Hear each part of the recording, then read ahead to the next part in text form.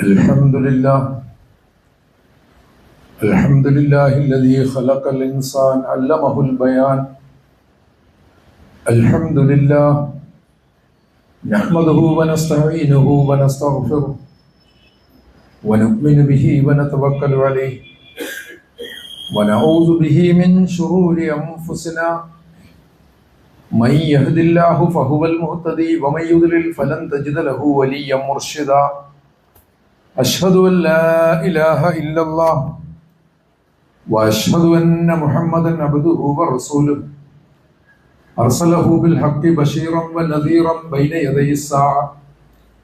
من يطع الله ورسوله فقد رشد ومن يعصهما فإنه لا يضر إلا نفسه ولا يضر الله شيئا. اللهم صل على محمد وعلى آل محمد كما صليت على إبراهيم وعلى آل إبراهيم إنك حميد مجيد.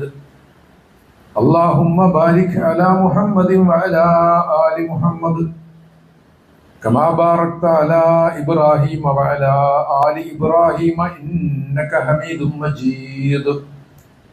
أما بعد فإن خير الكلام كلام الله وخير الهدي هدي محمد صلى الله عليه وسلم وشر الأمور محدثاتها وكل بدعة ضلالة. أعوذ بالله من الشيطان الرجيم. فلولا كان من القرون من قبلكم أولو بقية ينهون عن الفساد في الأرض إلا قليلا ممن أنجينا منهم واتبع الذين ظلموا ما أتلفوا فيه وكانوا مجرمين. صدق الله. أيها الناس اتقوا الله. അള്ളാഹുവിൻ്റെ വിധികളെയും വിലക്കുകളെയും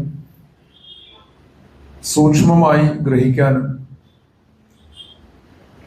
വളരെ ജാഗ്രതയോടുകൂടി അവ ജീവിതത്തിൽ പുലർത്തുവാനും ആത്മാർത്ഥമായി പരിശ്രമിക്കേണ്ടതാണ്. ജീവിതത്തിലെ വിജയത്തിന്റെ തന്നെ ആധാരവും അടിസ്ഥാനവും അതാണ്. ആകയാൽ അപ്രകാരം ജാഗ്രത കൈക്കൊള്ളണമെന്ന് ആദ്യമായി വസിയത്ത് ചെയ്യുകയാണ്. അല്ലാഹു സുബ്ഹാനഹു വ തആല എല്ലാ കാര്യങ്ങളിലും അവന്റെ കൽപ്പനകൾ പിൻപറ്റി ജീവിക്കുവാനുള്ള തൗഫീഖ്, അതിനുള്ള മാനസികവും ശാരീരികവുമായ കരുത്തും പ്രദാനം ചെയ്തുകൊണ്ട് നമ്മെ എല്ലാവരെയും അനുഗ്രഹിക്കുമാറാകട്ടെ. നമ്മളിൽ നിന്ന് വന്നുപോയിട്ടുള്ള തെറ്റുകുറ്റങ്ങളെല്ലാം റബ്ബ് അവന്റെ അപാരമായ ഔദാര്യത്താൽ പുറത്തു തരുമാറാകട്ടെ. നമ്മള് ഫിർഔനിന് അള്ളാഹു കാണിച്ചു കൊടുത്തിട്ടുള്ള ചില അടയാളങ്ങളെ സംബന്ധിച്ച് പറഞ്ഞു. ആ അടയാളങ്ങളെ ഇന്നത്തെ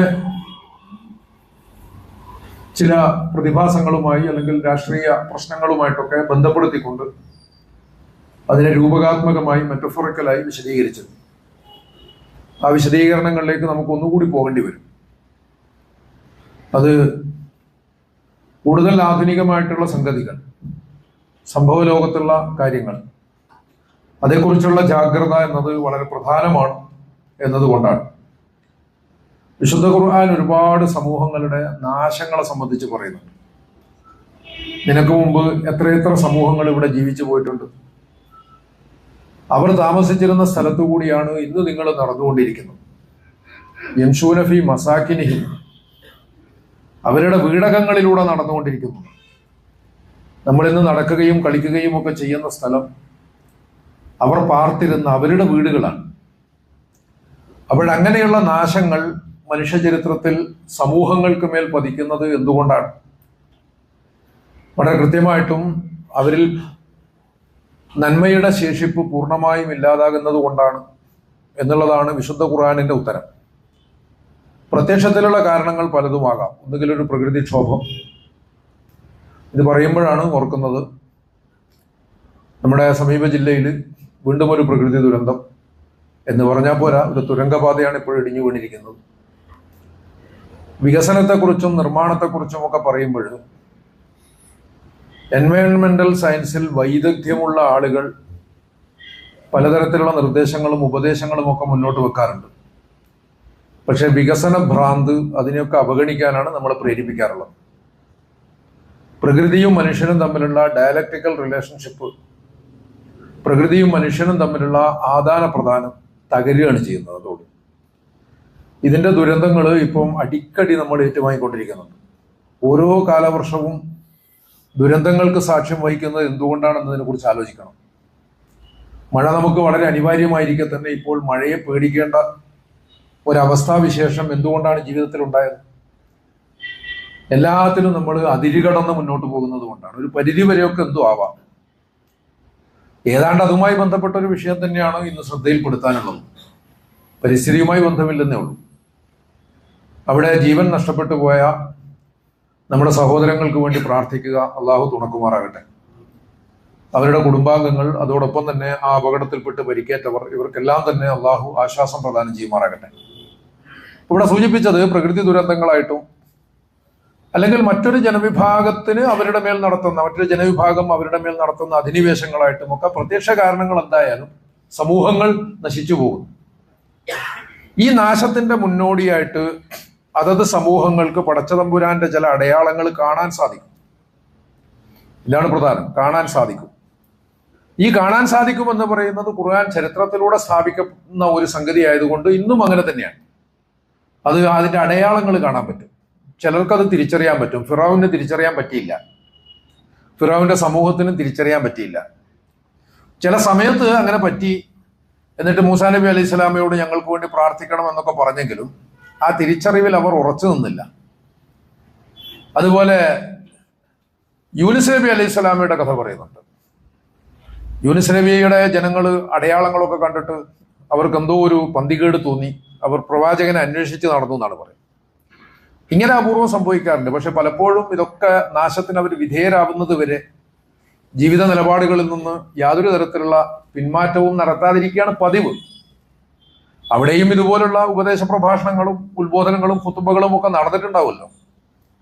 പക്ഷെ ഒന്നിനെയും പരിഗണിക്കാതെ ഗൗനിക്കാതെ മുന്നോട്ട് പോകുമ്പോൾ മനുഷ്യർക്കുണ്ടാകുന്ന അനിവാര്യമായ നാശം. അപ്പൊ അള്ളാഹുവിന്റെ ഈ ദൃഷ്ടാന്തങ്ങളെ സംബന്ധിച്ച് പറയുമ്പോൾ അതെപ്പോഴും ഒരു മിറക്കിള് പോലെ ആയിരിക്കണം എന്നില്ല.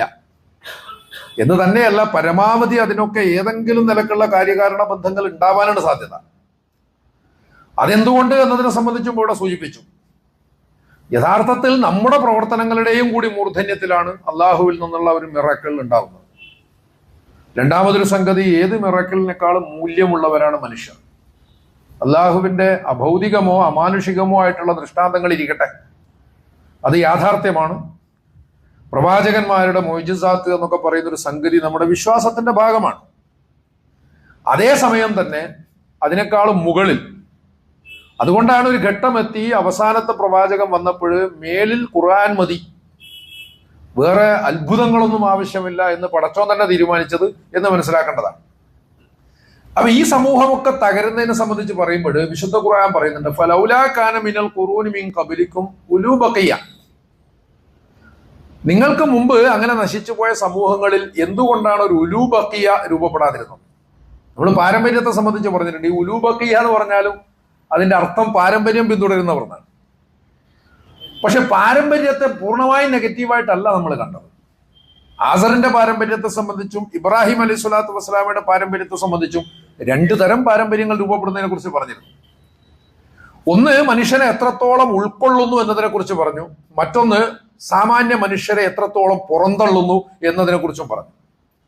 ഈ പുറന്തള്ളുന്ന, അലിനേഷൻ ചെയ്യുന്ന, അലിനേറ്റഡ് ട്രഡീഷണൽ ലോ എന്നൊക്കെ പറയുന്ന ഒരു സംഗതിയോടുള്ള ഇബ്രാഹിം നബി അലൈഹി സ്വലാമയുടെ നിലപാട് നമ്മൾ പറഞ്ഞു. അതേസമയം ഇബ്രാഹിം നബി അലൈഹി സ്വലാമയുടെ പാരമ്പര്യത്തിൽ എന്തുകൊണ്ട് മക്കൾ ഉറച്ചു നിന്നു എന്നതിനെ കുറിച്ചും പറഞ്ഞു. ഇവിടെ ഉലൂ ബഖിയ എന്ന് പറയുമ്പോൾ നന്മയുടെ പാരമ്പര്യത്തിൽ നിലകൊള്ളുന്നവർ, അങ്ങനെ ഒരു വിഭാഗം എന്തുകൊണ്ടാണ് അവർക്കിടയിൽ ഉണ്ടാവാതെ പോയത്? അങ്ങനെയുള്ള കുറച്ച് ആളുകൾ ഉണ്ടായിരുന്നെങ്കിൽ അവർക്ക് ആ നാശം നേരിടേണ്ടി വരുമായിരുന്നില്ല എന്ന് പറയുമ്പോൾ അതിന്റെ അഭാവം ഏതൊരു സമൂഹത്തെയും നാശത്തിലാക്കാം. ഇത് നമുക്കും ബാധകമാണ്. അങ്ങനെ ഒരു ഉലൂ ബഖിയ എന്ന് പറയുന്ന അതൊരു പ്രത്യേക ഒരു ഐഡന്റിറ്റി ഒന്നുമല്ല കേട്ടോ. ഉലൂ ബഖിയ എന്ന് പറയുന്ന ഒരു നന്മയുടെ പാരമ്പര്യം പിന്തുടരുന്ന വിഭാഗം ആളുകൾ, കുറഞ്ഞ ആളുകളെങ്കിലും ഒരു സമൂഹത്തിൽ ഇല്ലെങ്കിൽ ആ സമൂഹം നാശത്തിലേക്ക് പോകുന്നു എന്നാണ് അതിന്റെ അർത്ഥം. ഇതാണ് വിശുദ്ധ ഖുർആൻ സ്ഥാപിക്കുന്നത്. ആ ഉലൂ ബഖിയയുടെ പണി എന്താണ്? യൻഹൗന അനിൽ ഫസാദി ഫിൽ അർദ്, ഭൂമിയിൽ നാശം ഉണ്ടാകാതെ നോക്കുക എന്നുള്ളതാണ്. അത്തരം പ്രവർത്തനങ്ങളിൽ നിന്ന് തടയുക, അതിനെ സംബന്ധിച്ച് ഉത്ബോധിപ്പിക്കുക. പക്ഷെ അതേസമയം അത് ഉണ്ടാകുന്നില്ല. ഉണ്ടാകാത്തതിന്റെ കാരണം ഖുർആൻ പറയുന്നുണ്ട്, അവരിൽപ്പെട്ട അക്രമം പ്രവർത്തിക്കുന്ന ആളുകളുണ്ടല്ലോ, അവര് സുഖഭോഗങ്ങളുടെ അല്ലെങ്കിൽ അത്തരത്തിലുള്ള സുഖഭോഗങ്ങളുടെ പുറകെ പോകുന്ന അക്രമികളെയാണ് ഈ ആളുകളൊക്കെ പിന്തുടർന്നത്. വലിയ അക്രമികളായിട്ടുള്ള നേതാക്കൾ, അവരുടെ പിന്നാലെ പോകുന്നവർക്ക് ഇതൊന്നും കിട്ടൂല. ഏത് രംഗത്തായാലും വലിയ വലിയ ആളുകളുടെ, ഇപ്പോൾ ഫാൻസിന്റെ ഒരു കാലമാണല്ലോ, ഫാൻസ്, ഫാൻ ഫൈറ്റ്, ഫാൻഡം എന്നൊക്കെ തുടങ്ങിയിട്ടുള്ള വാക്കുകൾ വളരെ സജീവമായി കൊണ്ടിരിക്കുന്ന കാലമാണ്. അതേസമയം വലിയ വലിയ ക്ലബ്ബുകൾക്ക് ഫാൻ എന്ന് പറഞ്ഞിട്ടൊരു വാക്കേ ഇല്ല കേട്ടോ. അവർക്ക് കസ്റ്റമറും കൺസ്യൂമറും ഒക്കെയാണ് നിങ്ങൾ. അതുകൂടി തിരിച്ചറിഞ്ഞാൽ നല്ലത്. ഒരു വിനോദം ആസ്വദിക്കുന്നതിന് ഒരിക്കലും നമ്മൾ എതിരല്ല. കാരണം നമുക്ക് സന്തോഷം ഉണ്ടാക്കുന്ന പ്രവൃത്തി ഹറാം അല്ലെങ്കിൽ അതിനോട് യാതൊരു അസഹിഷ്ണുതയും അള്ളാഹു വെച്ച് പുലർത്തില്ല. കാരണം അള്ളാഹു ഒരു പുരോഹിതനല്ലെന്നേ. പടച്ചതമ്പുരാൻ ഒരു പുരോഹിതനോ രാജാവോ ഒന്നും അല്ലാത്തതുകൊണ്ട് നിങ്ങൾ സന്തോഷിക്കുന്നത് അള്ളാഹുവിനും സന്തോഷമാണ്. അതിന്റെ വഴി ഹറാമാകരുതെന്നേ ഉള്ളൂ.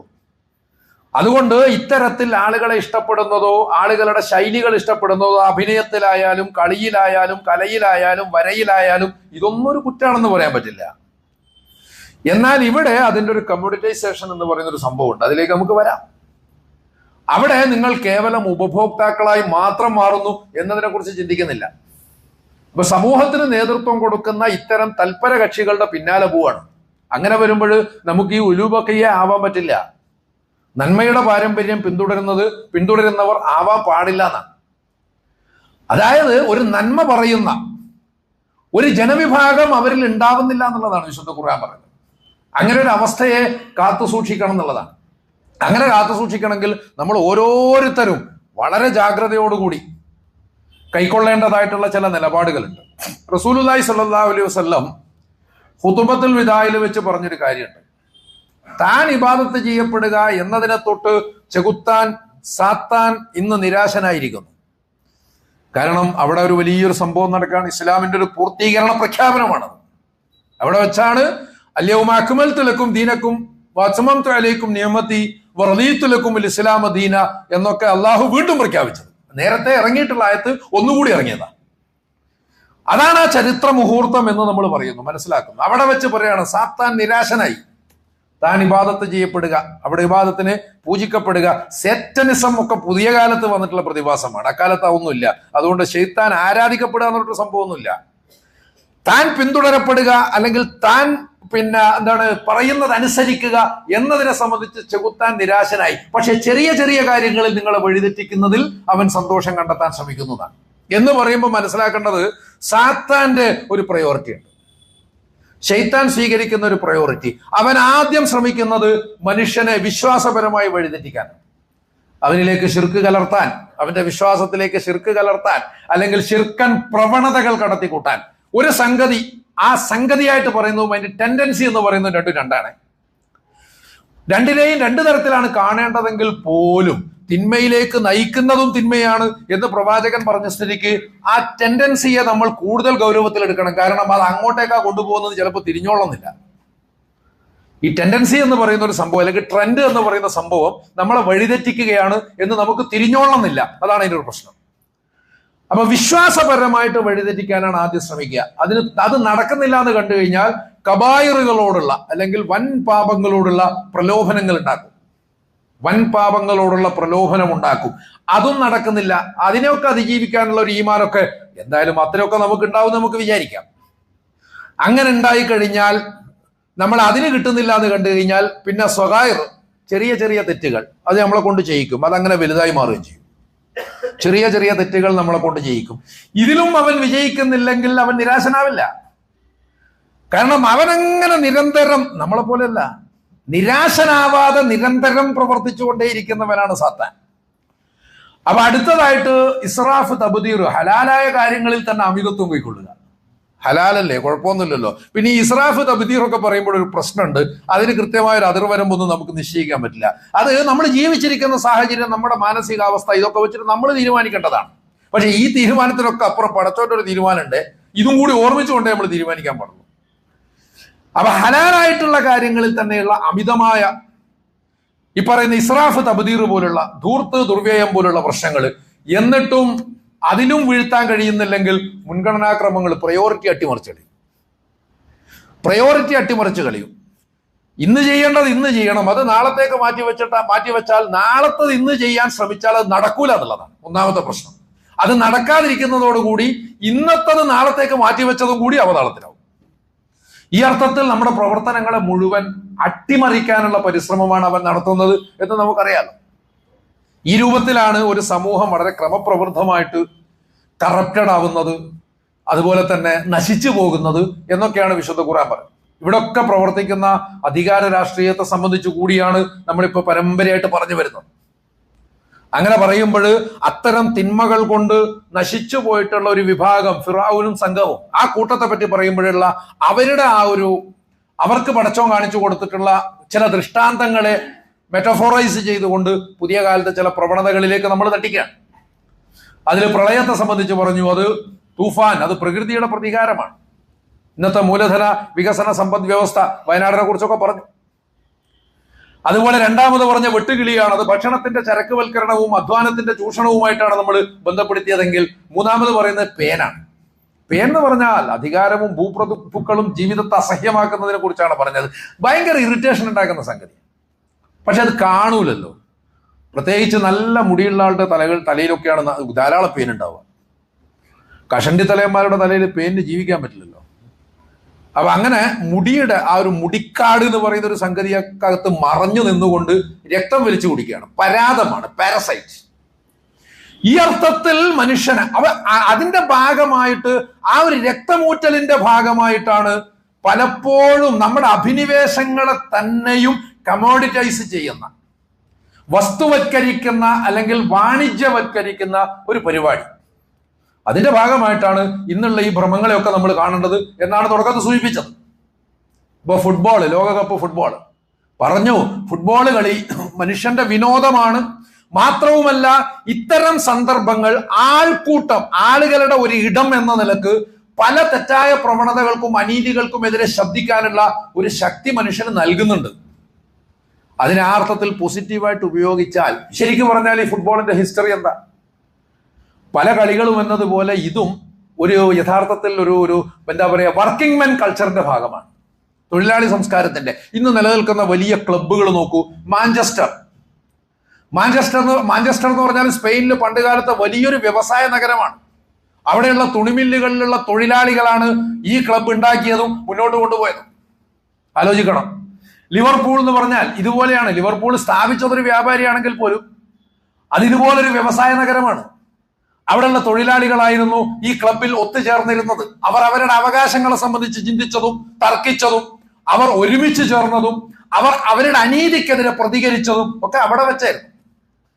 ഇതുപോലെ ആഴ്സണൽ എന്ന് പറഞ്ഞു കഴിഞ്ഞാൽ ഒരു ബ്രിട്ടീഷ് ആയുധ കമ്പനിയുടെ പേരാണ്. ആ ആയുധ കമ്പനിയിലുള്ള തൊഴിലാളികൾ ഉണ്ടാക്കിയിട്ടുള്ള ക്ലബ്ബാണ്. അതേസമയം ഇന്ന് അതൊക്കെ കോടികൾ കൈമറിയുന്ന കോർപ്പറേറ്റ് സ്ഥാപനങ്ങളാണ്.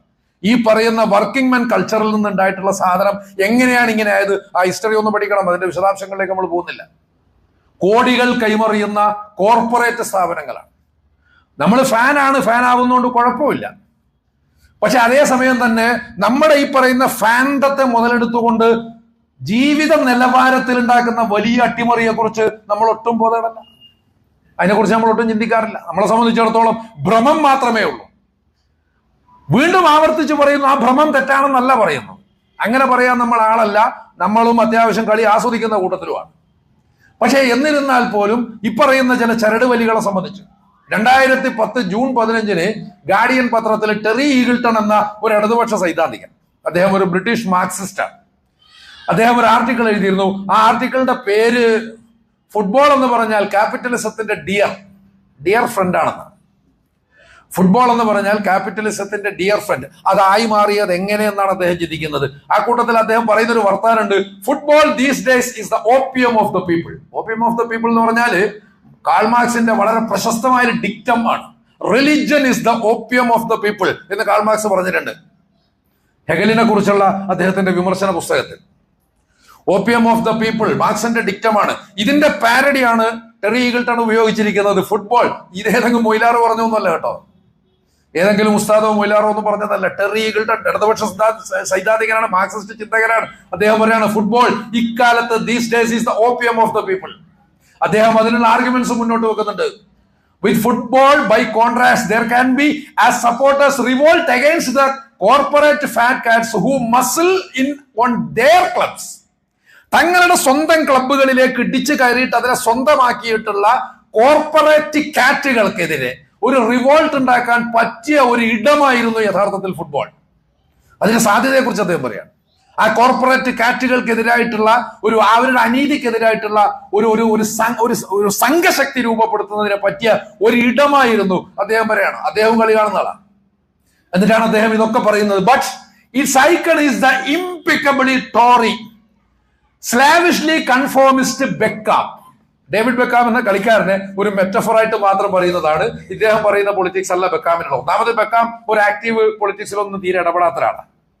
മാത്രവുമല്ല ചില പ്രശ്നങ്ങളിലൊക്കെ അദ്ദേഹം ലേബർ പാർട്ടിയെ സപ്പോർട്ട് ചെയ്ത ആളാണ്. അവിടുത്തെ ഇടതുപക്ഷ ശക്തികളെയൊക്കെ സപ്പോർട്ട് ചെയ്ത ആളാണ്. അദ്ദേഹം ടോറി അല്ല, കൺസർവേറ്റീവ് അല്ല. അതേസമയം ബെക്കാം എന്ന് പറയുന്ന ഒരു ബിംബത്തെ ഈ ആളുകൾ മുന്നോട്ട് വെക്കുമ്പോൾ അതിൽ പറയുന്ന ഒരു കൺസർവേറ്റിസം, സോഷ്യൽ കൺസർവേറ്റിസം അത് സ്ഥാപിക്കാനാണ്. ഇന്നിപ്പോ നടക്കുന്ന ഫുട്ബോളുമായി ബന്ധപ്പെട്ട ചർച്ചകളിൽ വംശീയത കടന്നു വരുന്നത് എന്തുകൊണ്ടാണ്? ഫലസ്തീൻ കടന്നു വരുന്നത് എന്തുകൊണ്ടാണ്?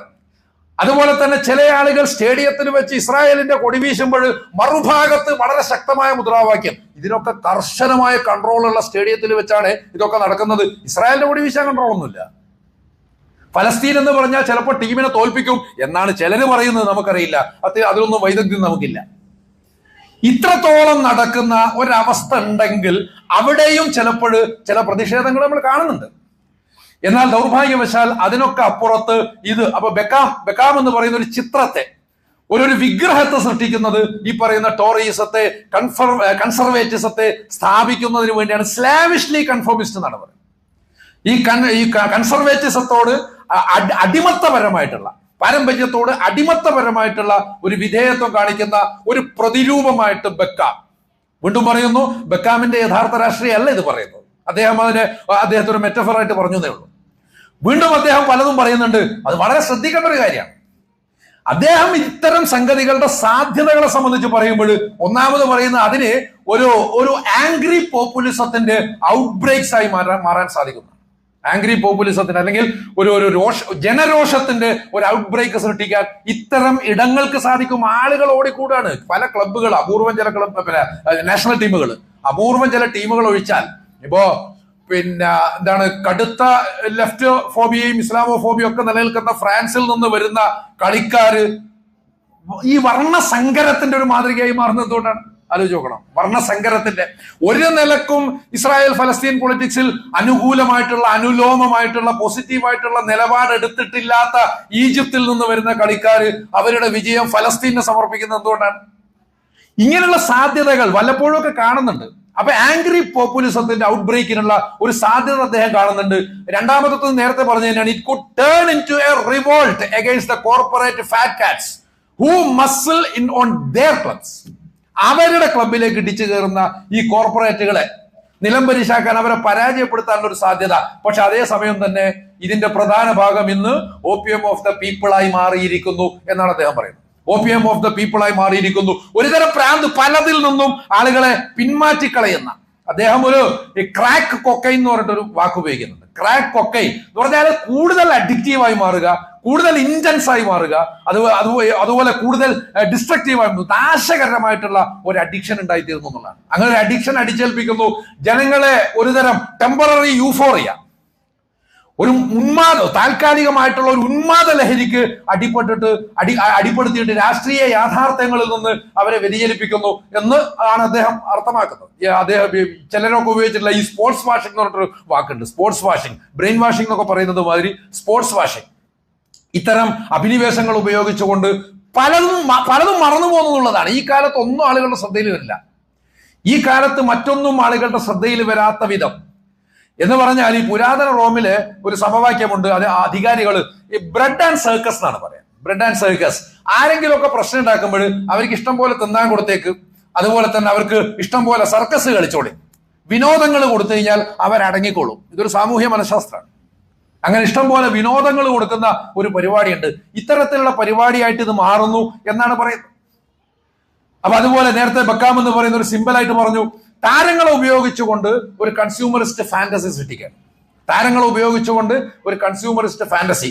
റെഡ്സിനെ സംബന്ധിച്ച് അദ്ദേഹം പറയുന്നത് the reds are no longer the Bolsheviks. ഇന്നത്തെ കാലത്ത് റെഡ്സ് എന്ന് പറഞ്ഞ ബോൾഷെവിക്കുകളല്ല. അദ്ദേഹം മാർക്സിസ്റ്റ് ആയതുകൊണ്ടാണ് അങ്ങനെ പറയുന്നത്. വിപ്ലവകാരികളല്ല ഇന്നത്തെ റെഡ്സ്. ഫുട്ബോളിൽ റെഡ്സ് എന്ന് പറഞ്ഞാൽ മാഞ്ചസ്റ്റർ യുണൈറ്റഡ്, ലിവർപൂൾ, ആഴ്സണൽ തുടങ്ങിയിട്ടുള്ള ക്ലബ്ബുകളാണ്. അതാണ് ഇന്നത്തെ റെഡ്സ്. ഇന്നത്തെ റെഡ്സ് ബോൾഷെവിക്കുകളല്ല. ബോൾഷെവിക്കൊക്കെ യഥാർത്ഥ വിപ്ലവമാണെന്നുള്ള കാര്യത്തിലൊക്കെ അഭിപ്രായ വ്യത്യാസം ഉണ്ടാവും. അത് വേറെ വിഷയമാണ്. പക്ഷെ ഇന്ന് മനുഷ്യന്റെ സാമൂഹിക അവബോധം അങ്ങനെ ചുരുങ്ങുന്നതിനെ സംബന്ധിച്ചാണ് ആ കാലത്ത് അദ്ദേഹം എഴുതുന്നത് എന്ന് പറയും. അപ്പൊ ഇവിടെ സൂചിപ്പിച്ചു, ഇതെല്ലാം യഥാർത്ഥത്തിൽ ഒരു തൊഴിലാളികളുടെ ഒരു ഇടമായിട്ട് മാറിയത് ഇന്ന് വലിയ ഒരു വർക്കിംഗ് ക്ലാസ് സ്പോട്ട് എന്ന് പറയുന്നത് ഒരു കോർപ്പറേറ്റ് സ്പെക്ടക്കിളായി മാറിയത് എങ്ങനെയാണ്? അതിന്റെ ഒരു ഹിസ്റ്ററി പഠിക്കണം. നമ്മൾ കളിയോട് സ്നേഹമുള്ളവരാണെങ്കിൽ അതിന്റെ ചരിത്രം, അതിന്റെ സാധ്യത, അതിന്റെ രാഷ്ട്രീയം ഇതൊക്കെ നമ്മൾ അറിഞ്ഞേ മതിയാവുന്നുള്ളതാണ്. ആ ഒരു അറിവ് ഇവിടെ സൂചിപ്പിച്ചു. ക്ലബ്ബുകൾ നമ്മൾ ഫാൻ എന്ന് പറയും. ക്ലബ്ബുകൾ ഉപയോഗിക്കുന്നത് ഫാൻഡം തുടങ്ങിയ വാക്കുകളല്ല. അവർക്കതൊരു കസ്റ്റമർ എൻഗേജ്മെന്റ് ആണ്. അവർക്കതൊരു കൺസ്യൂമർ എക്സ്പീരിയൻസ് ആണ്. ഈ വാക്കുകൾ തന്നെയാണ്. ക്ലബ്ബുകൾക്കൊന്നും അങ്ങനെ ഫാൻ എന്നുള്ള വാക്കില്ല. അത് നമ്മളായിട്ട് ഉപയോഗിക്കുന്ന, നമ്മൾ അഭിരമിക്കുന്ന വാക്കാണ് എന്ന് കാണാം. എന്ന് മാത്രമല്ല, ടെറി ഈഗിൾട്ടൺ വളരെ കടുത്തൊരു വർത്തമാനം പറഞ്ഞിട്ടാണ് ലേഖനം അവസാനിപ്പിക്കുന്നത്. രാഷ്ട്രീയ യാഥാർത്ഥ്യങ്ങൾ പ്രഥമമാകണമെങ്കിൽ ഈ കളി നിരോധിക്കണം എന്ന വാദം ബോധമുള്ളവർ മുന്നോട്ട് വെക്കുന്ന അദ്ദേഹം പറയുന്നത്. അദ്ദേഹമായിട്ട് മുന്നോട്ട് വെക്കുകയല്ലേ ചെയ്യുന്നത്. രാഷ്ട്രീയ യാഥാർത്ഥ്യങ്ങൾ പ്രഥമമാകണമെങ്കിൽ അത് ശരിക്കും പറഞ്ഞാൽ അതൊരു എക്സാജറേഷനാണ്. സാധാരണ ഈ ഹൈപ്പർബോൾ എന്ന് പറയും. ഈ പ്രയോഗത്തിലുള്ള ഒരു അമിതവൽക്കരണം. അല്ലാതെ ഫുട്ബോൾ നിരോധിക്കണം എന്നുള്ള അഭിപ്രായമൊന്നും അദ്ദേഹത്തിനില്ല. ഫുട്ബോൾ എന്തെങ്കിലും ഒന്ന് നിരോധിക്കുക എന്ന് പറയുന്നതും അധിനിവേശത്തിന്റെ ഒരു അടയാളാണ്. വിശദാംശങ്ങളിലേക്ക് നമ്മൾ പോകുന്നില്ല. എന്ത് തന്നെയായിരുന്നാലും ഇവിടെ സൂചിപ്പിക്കട്ടെ, ഇസ്ലാം എന്ന് പറയുന്നത് വിനോദത്തെ കുറിച്ചൊരു കാഴ്ചപ്പാടുണ്ട് വളരെ കൃത്യമായിട്ട്. പ്രവാചകൻ ഒരിക്കൽ ദഫ് മുട്ടി സന്തോഷിക്കുകയും പാട്ടുപാടുകയും ചെയ്യുന്ന ഒരു വിഭാഗത്തെ സംബന്ധിച്ച് പറഞ്ഞു, അതങ്ങനെ നടക്കട്ടെ. എന്തിനു വേണ്ടി?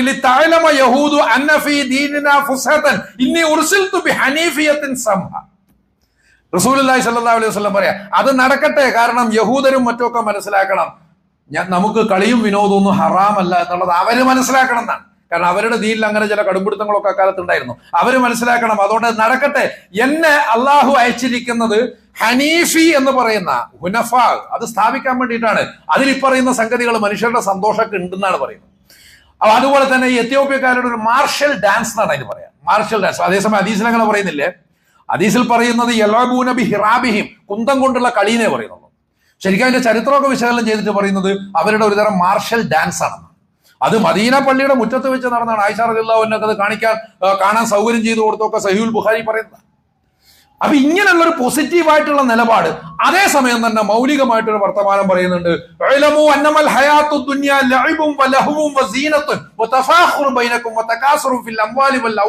എന്ന് പറഞ്ഞിട്ടൊരു വർത്തമാനം. ആ വർത്തമാനത്തിൽ ആദ്യം പറയുന്നുണ്ട്, ഈ ലോകം എന്ന് പറഞ്ഞാൽ ലഇബും വലഹുവും, അത് വെറും കളിയും വിനോദവും മാത്രമാണ്. ലോക നിഷേധപരമല്ല ഇസ്ലാം. എന്നിട്ടും എന്തിനാ അങ്ങനെ പറഞ്ഞത്? മാത്രമല്ല അവിടെ ഉപമയായിട്ട് ഉപയോഗിച്ചത് കളിയാണ്, വിനോദമാണ്. സ്വാഭാവികമായിട്ട് ലോകത്തെക്കുറിച്ചുള്ള ഇസ്ലാമിന്റെ നിലപാട് എന്താണോ അത് തന്നെയാണ് അതിനെക്കുറിച്ചും.